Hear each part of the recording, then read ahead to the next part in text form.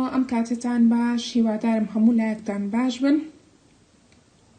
وەکو خۆتان ئەزانن لە ڤیدیۆکانی ڕابردووە لە کاتی دەرزەکانمانە کە لە مەکتەب بووین باسی چەند میرنشینێکمان کردووە. لەو میرنشینانە وەکو میرنشینی ئەردەڵان، میرنشینی بابان، میرنشینی بۆتان، میرنشینی سۆران، ئەم میرنشینانەمان باس کردووە و هەروەها ڤیدیۆی ڕابردوو باسی میرنشینی بابانمان کرد و ئێستاش باسی کۆتایی هاتنی سەردەمی میرنشینەکانەکەین، بزانین بەچی بارودۆخێکتا تێپەڕیون، بزانین ئەو کاتانی بەسەریان بردووە چۆنی بووە و لە سەدەی چەناوە.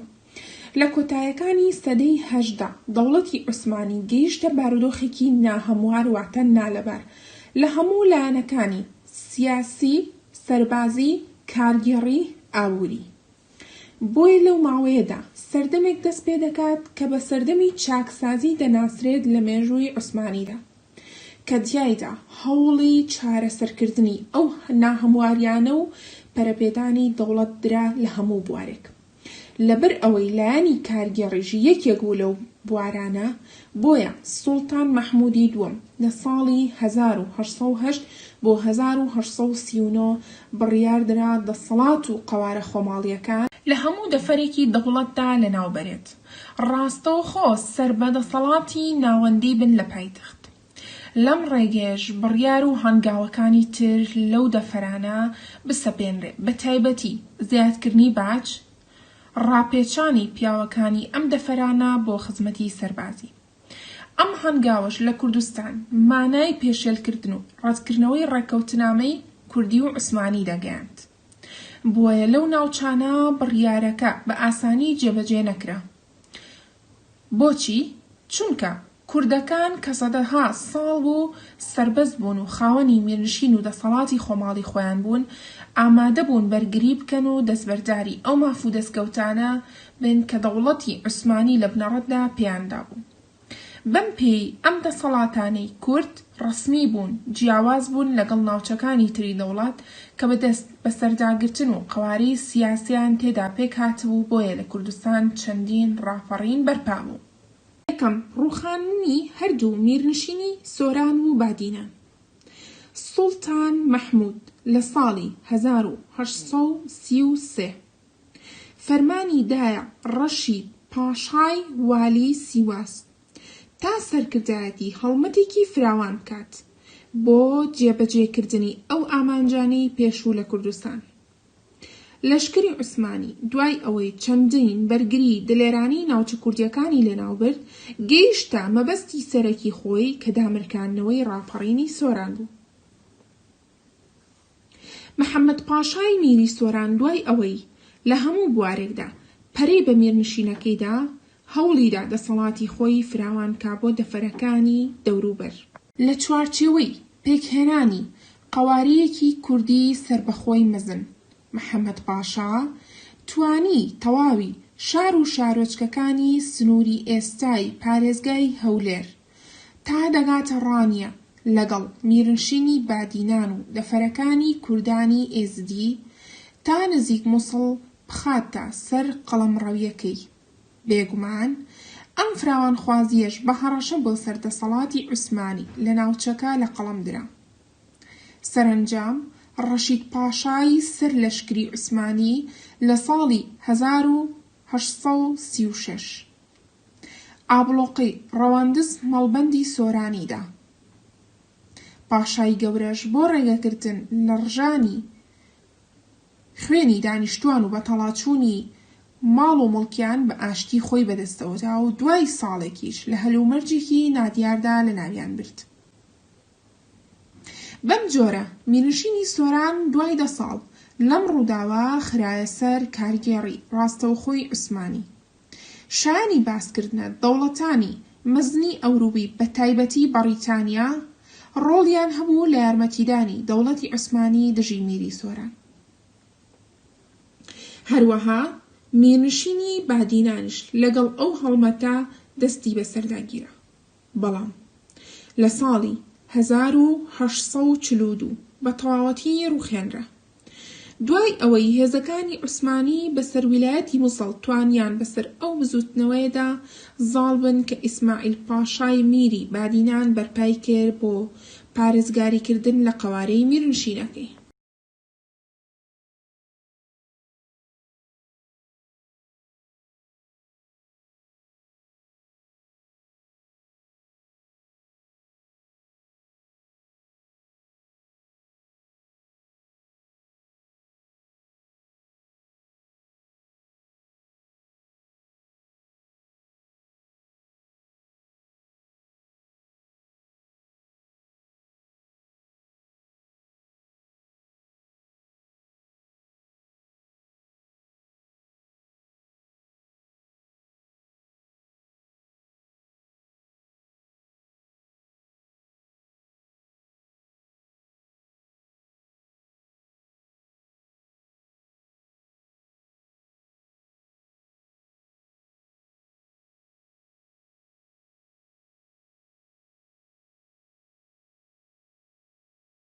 کۆتایی میرنشینی بۆتان و بابان.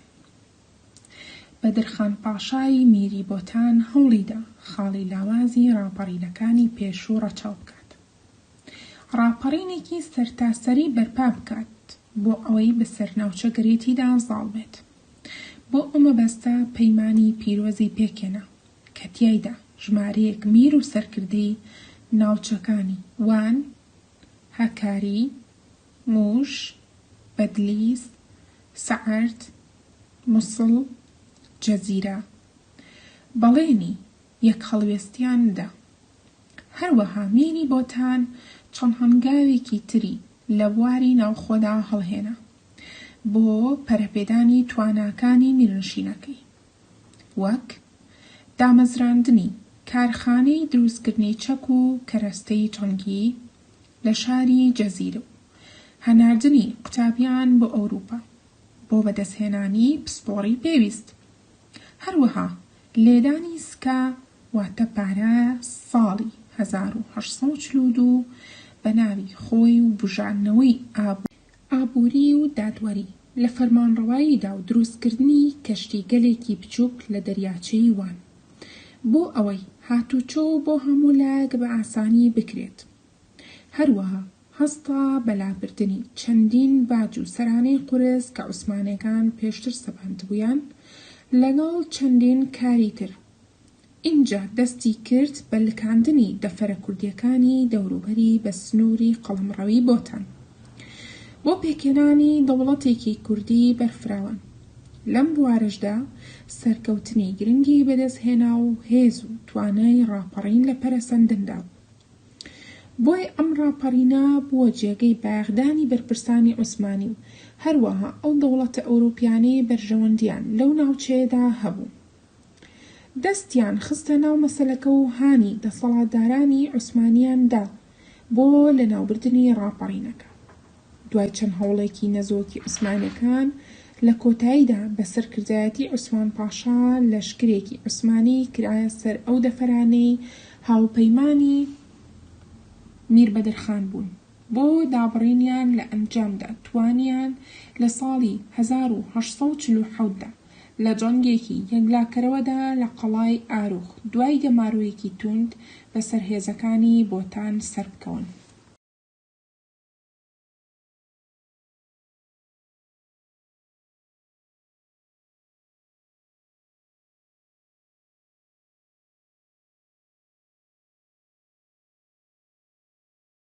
دوای ماوەیەک بەدرخان پاشا ناچار بوو خۆی بێداتە دەست و دوورخرایەوە بۆ دوورگەی کریت. دوای ئەمە زۆری پێنەچوو میرنشینی بۆتان هەڵوەشێنرایەوە هەر لە چوارچێوەی بەناوەندیکردنی دەوڵەتی عوسمانی و بەستنەوەی گشت ناوچەکان بە پایتەختەوە ساڵی 1851 زاینی میرنشینی بابانیش هەڵوەشێنرایەوە. کاتێکە بە فەرمانێکی سوڵتانی عوسمانی لەو ساڵەدا عەبدوڵڵا پاشای بابان لە پایەی قائیم ئەقامی سلێمانی دانرا.